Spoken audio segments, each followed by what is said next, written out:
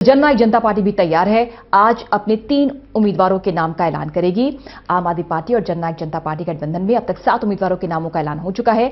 गुरुग्राम, कुरुक्षेत्र और सोनीपत के उम्मीदवारों के नाम का ऐलान आज होगा। देखना होगा कि इस चुनावी मुकाबले में जननायक जनता पार्टी किसे उतारती है, जो कि लगातार दावा कर रही है कि हम बहुत बेहतर तरीके से और पूरे दमखम के साथ चुनावी मुकाबले में हैं।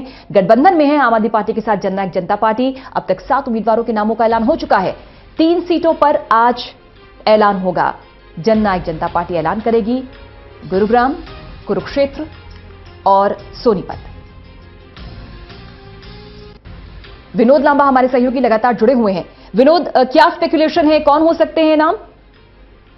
देखिए पूजा, आप थोड़ी देर में लिस्ट सामने ही आ जाएगी। स्पेकुलेशन के अलावा जो अब तक की जानकारी है, मुझे लगता है वो आपके साथ और दर्शकों के साथ साझा कर लेते हैं। दिग्विजय सिंह चौटाला कई बार खुले मंचों से कह सके हैं कि भूपेंद्र सिंह हुड्डा अगर लोकसभा चुनाव में उतरते हैं तो पुरानी हारों का जो चौटाला परिवार को उन्होंने दी है उनका बदला लेने के लिए मैं जो से कहा जा सकता है।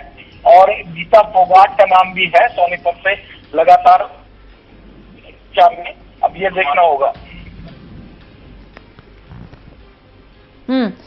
विनोद, इस चुनावी मुकाबले में जननायक जनता पार्टी को आप कहां खड़ा पाते हैं? क्योंकि देखा हमने जींद उपचुनाव में बहुत बेहतर भी किया था। बेशक इनेलो की ओर से तंज भी आया, अभी चौटाला ने तंज भी किया कि ये लड़कों की पार्टी है, लेकिन लड़कों ने तो कमाल करके दिखाया था और अच्छा खासा वोट परसेंटेज भी हासिल किया। चूंकि कैडर भी वही है, कार्यकर्ता वही है, पदाधिकारी भी वही हैं, कहां पर खड़ा देखते हैं इन इलेक्शंस में आप जननायक जनता पार्टी को? देखिए, जननायक जनता पार्टी को अभी आकलन मुझे लगता है कि जो जींद वाला उपचुनाव था, सब कह तो रहे हैं, लेकिन उस समय जो पार्टी टूट के बनी थी तो वोट बैंक शिफ्ट होने का काम कहीं ना कहीं जींद उपचुनाव से था और एक ही मैदान में उतरे हैं तो जो उनका आकलन और प्रदर्शन है उसी हिसाब से आंका जाएगा। लेकिन वाकई कितना वोट बैंक शिफ्ट हुआ है, इसमें पैरामीटर मुझे लगता है लोकसभा चुनाव के बाद होगा। और जो उस समय की एक तमाम जो चीजें थी, पार्टी टूटने के बाद जेजेपी का उदय हुआ और तमाम वोटें लेते हुए एक अच्छी फाइट देते हुए नंबर 2 पे रही थी। लेकिन असली आकलन के लिए इस लोकसभा चुनावों के परिणामों का वोट प्रतिशत का आकलन करने के बाद ही फाइनली ये किसी कंक्लूजन पर पहुंचा जाए। शिफ्ट होकर जेजेपी के पास जा चुका है। आप बात कर रही हैं 10 सीटों पर किस तरह से मुकाबले में होगी गठबंधन में, उनके साथ आम आदमी पार्टी भी है। उस सीटों पर निश्चित तौर पर मुकाबला देने का काम रहेगा और हिसार में चर्चा सबसे ज्यादा होगी।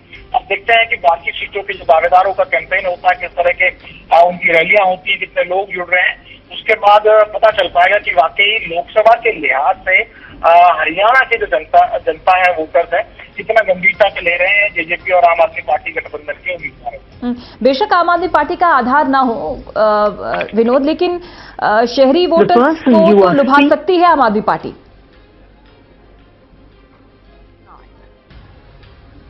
आप तक आवाज पहुंच रही है विनोद? चलिए, शुक्रिया विनोद लांबा आपका खबर पर जानकारी देने के लिए। जननायक जनता पार्टी आज अपने 3 और उम्मीदवारों के नाम का ऐलान कर सकती है। अब तक 7 उम्मीदवारों के नाम का ऐलान हो चुका है।